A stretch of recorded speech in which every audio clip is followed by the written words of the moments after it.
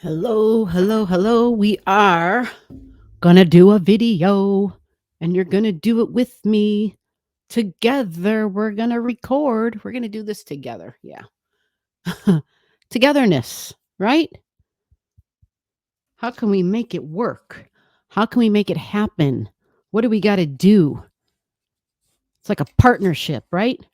I create, you watch, you comment, you let me know what you think, you give me feedback, I make adjustments. We we talk, we check in, we pay attention. Even when we can go out and live our own lives, right? You go out and you do your work and then you come back at the end of the day. Or if you're in the middle of the night and you got up and you're like, damn, I can't sleep. You're up and then you're up. You got up to use the bathroom and now you're like, son of a bee. So you're like, you go onto YouTube or whatever and you're looking around and you're like, oh, it's G or whoever, right? And yeah, you get to engage, you get to watch, you get to do it on your own terms. You get to pay attention and interact. You might give a thumbs up, you might not, you might put a comment in, you might not. Speaking of that, somebody came to actually, I get a lot of people that email me, right? And then they're just like, oh, I don't comment under videos. You're supposed to do that? Like, does that matter? Well, it does matter because that's how I keep track of who I go to next to take care of, whether it's to create their chart, like there has to be some order, right? And so that's how I keep track because that's how my people usually find out that that's my offer, that I say, hey, you're here, you're watching. If you need your chart, let me know. I'll take care of you, right? So I'm explaining all of this to describe Libran energy. It's the give and take. It's the compromise, the art of compromise, right? The give and take. It's we have an agreement. It's like not a bargain, but you could say a contract. You could say we came together with a common goal and there was an agreement that this is what I can do and this is what I can do. Like each side has a commitment they have to uphold, you know. And so when that doesn't happen, we're no longer in the Libran energy, right? The balance of that Libran energy. Because then we kind of get to where somebody at some point in that relationship, when all Aries, right? They were just like, oh, I'm going to do what I want to do and screw the other person or whatever, for whatever reason. I'm not trying to go there because this channel isn't about that, but it really is about understanding. And then when we try to understand other people, the best way first, I think, is to understand yourself. Everybody's always like, I don't understand them. Why did they do this? Why did they do that? Blah, blah, blah, right? Like we all have these, whatever. So normally when we, a little bit understanding of our own shortcomings, however you want to look at it, our challenges, our shortcomings, our downfalls, our stresses, the things where we know we're just not real good at. Not even gonna lie, right? Don't ask me to come to a party because that's not my scene.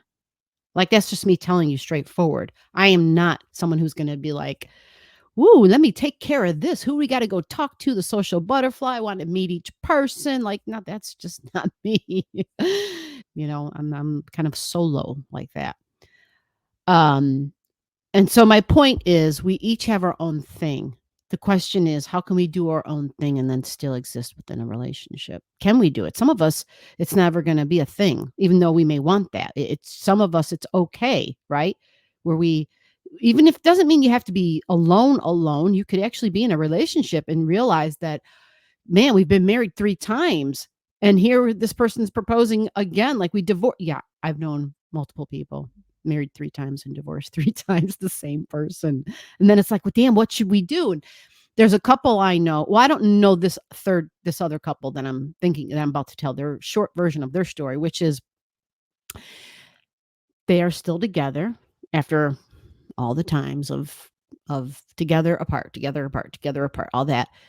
And what they finally settled on, what works best for them, is to live separately.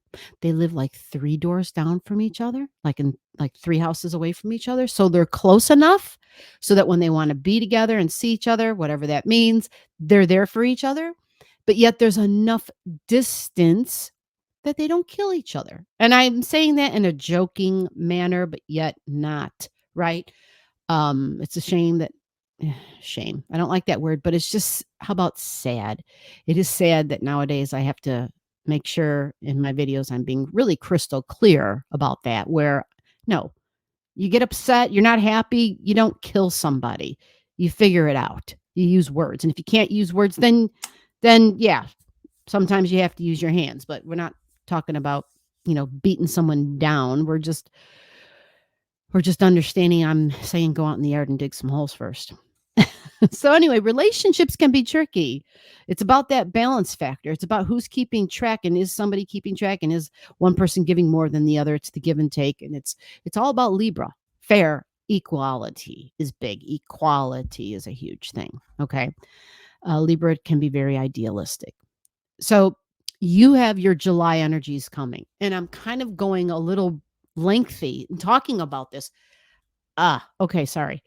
Um because the South Node is entering your sign, Libra.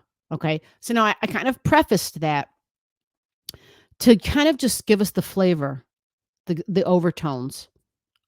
Okay. The overtone, which is understanding the compromise and the give and take and how to work things out so that each side gets something that they want, even though at times we feel like, we've been cheated and we're not getting anything. Because we don't always get what we want at the same time. I know, right? Isn't that hard? It's like you gotta wait till the next time around or something. So, this presents a moment where things may feel as though things may be really changing, and that's a damn good possibility. Things can be really changing.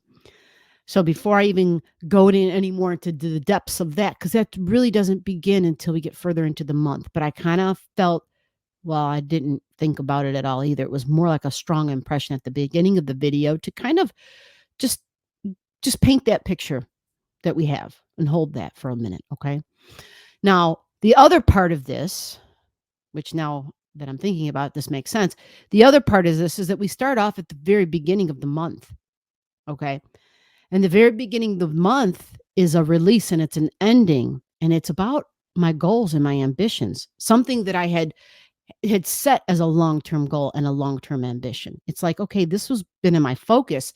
This was something that was like my responsibility, my duty. Like I felt very strong about this and even driven and like it was my responsibility. Like I just had to take care of this thing, whatever this thing was for you. Okay.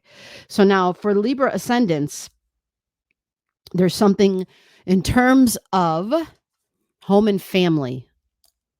Home and family is what I'm seeing. So it's at home. It can be it could have something to do with the mother wound.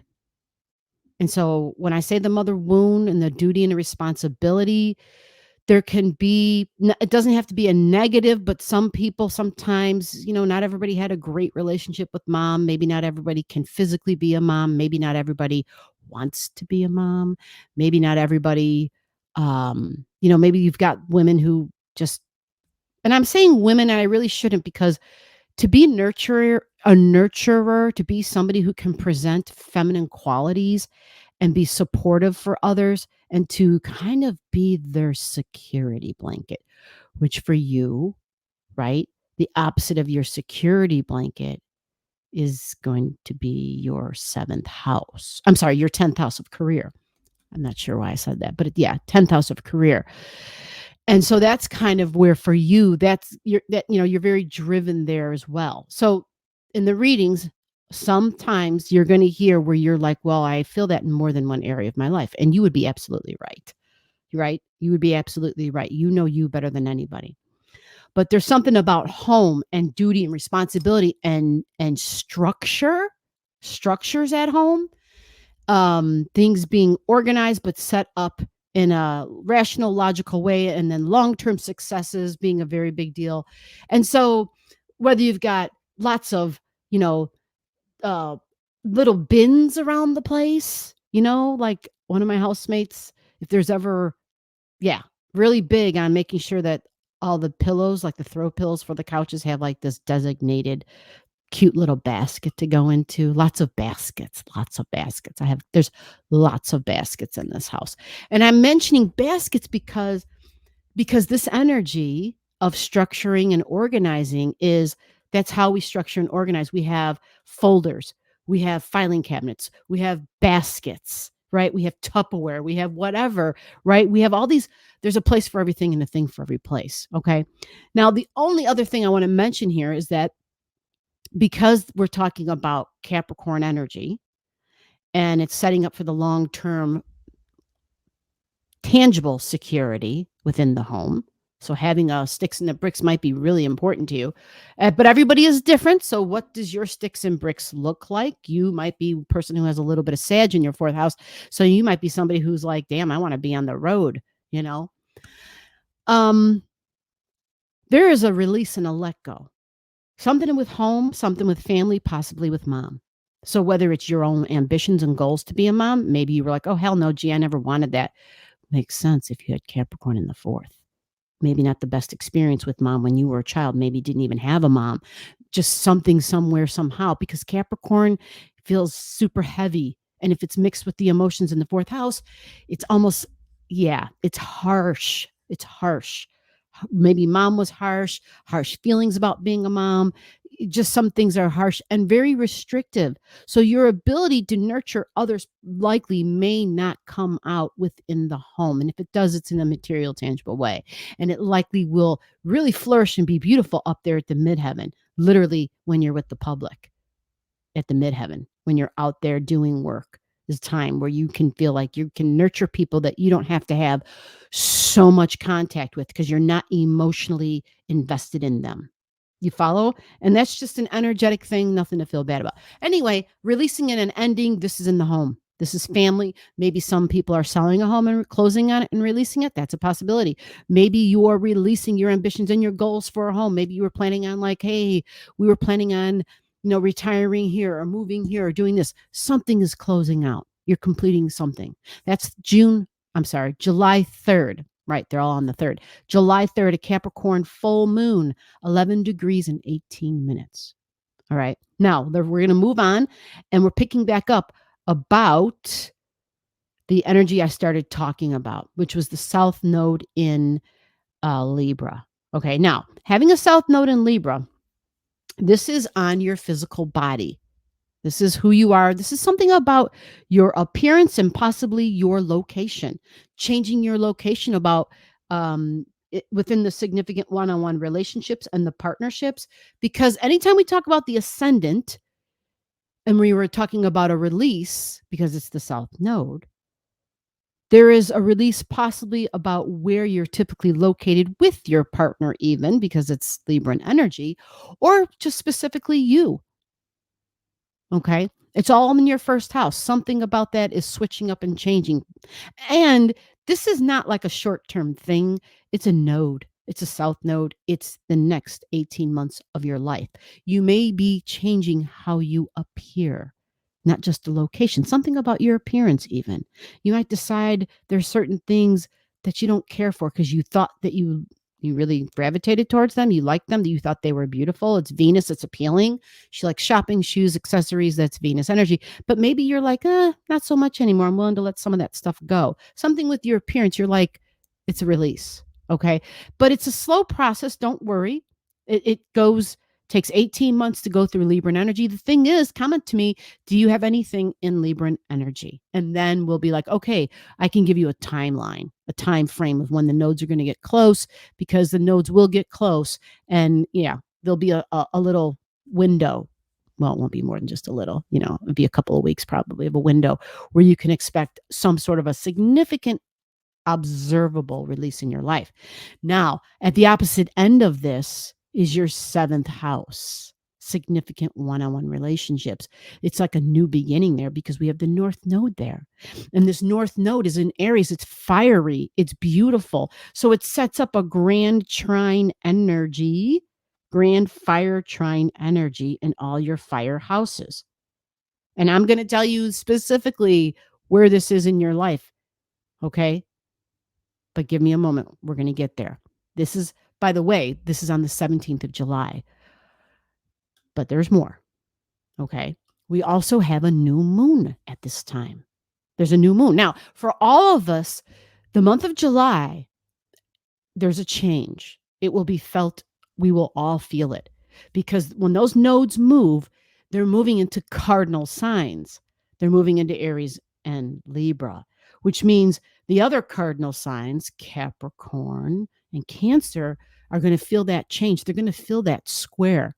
And what's interesting about this is this, we had the moon's nodes when the pandemic kind of kicked off. So don't get all scared and worried and freaked out. It just means we had to go through some major changes then. And now we're angling up to those changes that we made, and we're finding out if they're still true for us.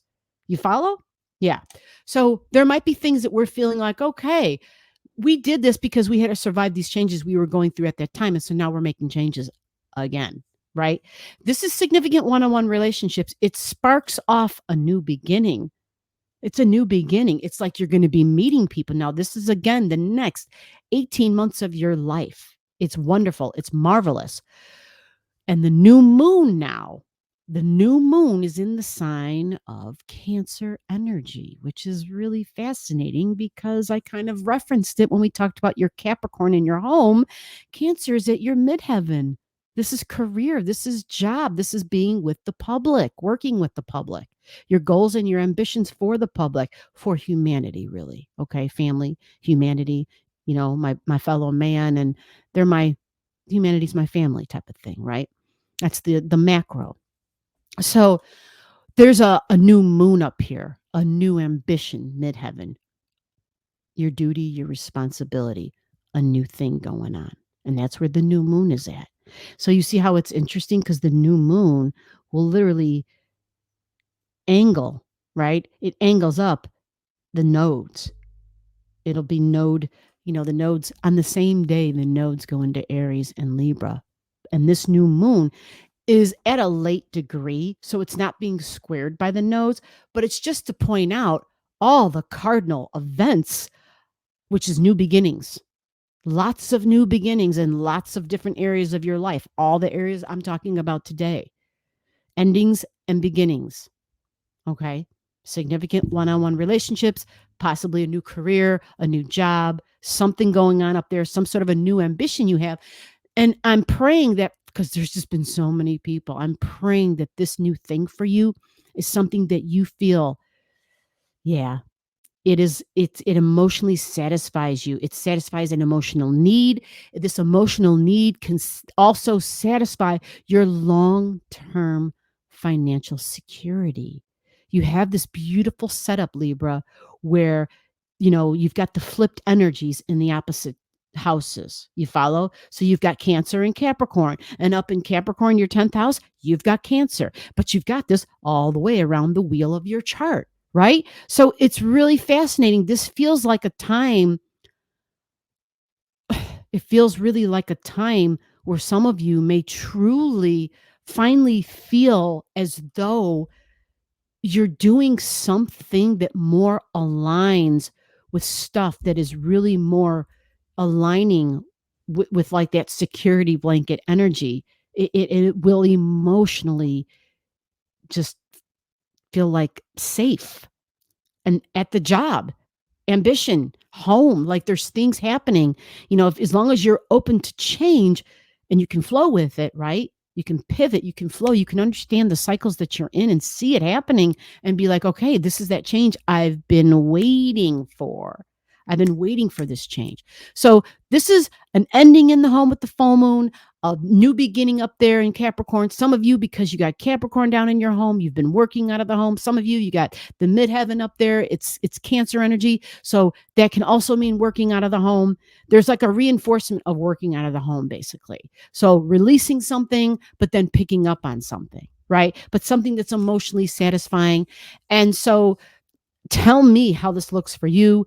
This new moon is a time for you to set your intentions, for you to say, this is what I want. If I have to work from home, this is what I want to do. Or if I have to work out in the public, this is what I want to do, because this gives me emotional security. I feel safe doing this. It feels good, right? I'm not overly concerned for my safety. And it's part of something I feel like it's my duty. It's all weaved into one for you in two places of your life. So this is a time to set those intentions. Use them to your advantage. It's got the powerful midheaven up there of this is my duty and responsibility and your emotions. You see? So, yeah, on the 17th of July, all on the same day, 24 degrees, 56 minutes. So we're placing this at 25 degrees in the sign of Cancer. So see if you have something at those degrees, 2 degrees before, 2 degrees after. The new moon time is at 1:30 p.m. in the afternoon. So if you're going to set intentions, if you're going to have a little ceremony or light a candle or whatever you do, meditate 8 hours before that time. That's the magic window. There's like an 8-hour magic window, 8 hours before the new moon time. It's not hocus pocus. It's just based on the location of things moving around. And at the time of the new moon, the 8 hours before is a time of building. It's not a time of releasing. It's a time of building. Once the new moon hits at 1:30, after 1:30, it starts ebbing slightly into the releasing mode of building. You see, it starts to release at that point. So you want to use the energy of building so that it can then release into the world, out into the ether, so it can blend into the energy, your thoughts, your desire, your emotions. So once you focus on those, you can make it happen. Now, the last thing I'm going to end off with is the trine energy that the north node in Aries sets up for you. Your 7th house of significant one-on-one partnerships, right? So this is marriage and business, okay? Then it's your 11th house of friendships. This is also the angelic realm for you. Friendships, social causes, when you're in groups. I have a friend who has this set up in her chart. She's a Libra rising, even though she's technically a Virgo rising, right? But it's a very late degree of Virgo. So she's got mostly Libra in the 1st house. And this speaks to her chart because she's got fiery Leo in the 11th, right? And so it's working within groups, being within groups. Actually, I said working within groups. Just you shining your light and being within groups, but being able to stand alone within groups and having times of being alone and understanding more about yourself when you're alone. Because when you do that, it will help you to, I don't want to say to blend in, because we would never want somebody to blend in the 11th house, right? Especially Leo energy. You're supposed to really stand out there. Super creative energy, right? Being around other creatives, other creative projects, partnerships. But in the 11th house, it's doing things that have to do with the progress for humanity. So whether you're someone who creates and invents something, whether you're somebody who's involved in social causes, you've got the North Node sending energy for your social causes. What will be your social cause? Think about it. Artists, social causes. There's a whole lot there that can be said, right? So there's a lot of fire energy going there. Significant one-on-one relationships, 11th house of social causes and group energy and friends. And then what's the last one part of the trine? Your 3rd house. Jupiter. Go big or go home, right? You got Sag in your 3rd. That's talking, traveling, teaching, sales. You've got Jupiter, which is long-term travels, like get on a plane. I said long-term, long-distance travels, get on a plane. Long-winded for sure, because it's the preacher and the teacher, but also in the house of short trips and journeys. So you've got your fiery North Node sending beneficial trine energy to your 3rd, 7th, and 11th. So this is a beautifully optimistic energy. Aries is super optimistic, likes to start things. So this is partnerships, starting partnerships. And if you're already married, then possibly business partnerships or just significant one-on-one relationships as add-ons, right? Going to that 11th house of friends, meeting people and social causes, and to the third house of talking and using social media, being in the chat, 11th house, chatting online, local online chats. I always think of YouTube because that's the only place I'm at. But there's other places, right? Other platforms where you can be doing that, doing things and getting the word out and somehow using your creativity to demonstrate, to get the message out, use your flair. That's what Leo energy is. It's courageous. It's loud. It shines. At times it thinks that it is the king of the jungle, but using art, take that power, take those emotions, take that fire and channel into something that's artistic, because otherwise people will get burned, right? And I'm saying this for all the readings pretty much because we have to really be aware when we have a north node in fire and then we're not aware of where our other fire energy is and how strong it is, we could burn people. And that's not what we're trying to do. We're just super fired up about what we're passionate about. So if you channel it into something material and tangible like artworks, right? Or or creative demonstrations, right? Just something where it can first go into something else before it goes to humans, to another human or friends, right? Something collective that can kind of temper the flames so they're not burning. Yet they're hot, but they're not burning, or they don't literally singe people, right? That's going to be kind of a big thing for us to learn how to control for all of us. So your communications, social media, digital, online communications, neighbors, siblings, coworkers, a lot of fiery energy here. A lot of fiery energy here. Short trips and journeys, transportations, my beliefs, things being very idealistic. Okay. Friends and groups and significant one-on-one relationships. We are experiencing an unbelievable time of starting, of having the courage, the desire to experiment, the desire to be the first out of the gate, then to be very colorful about it, to be so bold in somebody's face, to be like almost roar at people at times because we're so courageous. We think we're the one, we're on top, we're the king, and then we get all this unbelievable confidence, which is a very tricky thing because we're talking about Sag, right? But optimism and confident. And we just got to be aware of the exaggerations and, all that other stuff. So channel this fire into something creative. You got 18 months of this trine energy. Use it wisely. Use it wisely and effectively so that it creates something long lasting. Because I keep hearing for all these readings, I keep hearing legacy, legacy, legacy. Like in the back, I keep hearing it all the time. Like for some of you, this can be that thing that extends beyond your lifetime. Below the video, I'll have all the degrees for those of you who like to pay attention to the degrees in your chart. Again, if you don't know and you want to know, just comment below.